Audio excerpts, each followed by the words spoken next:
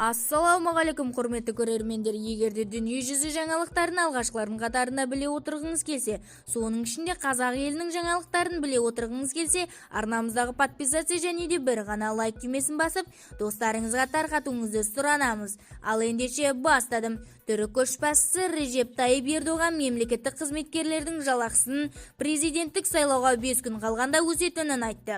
Бұл туралы Анадолу агенттігі хабарлады. Біз жалақыны әлеуметтік қамсыздандыру үлесінің қосқан 45%-ға арттырамыз. Осылайша біз мемлекеттік қызметшілердің ең төменгі жалақысын айына 15 мың лираға, яғни $760 мың астам көтереміз дейді Ердоған. Ол сондай-ақ мемлекеттік қызметкерлердің жалақысы мен зейнетақысын көтеру бойынша жұмысты жалғастыратынын айтты. Бізді тамашалауды жалғастырыңыздар және де бір ғана лайк түймесін басып, сау-саламатта болыңыздар. Лайк түймесін басқан қолдарыңызға Кабатулланың қабырғасын ұстау нәсіп етсін.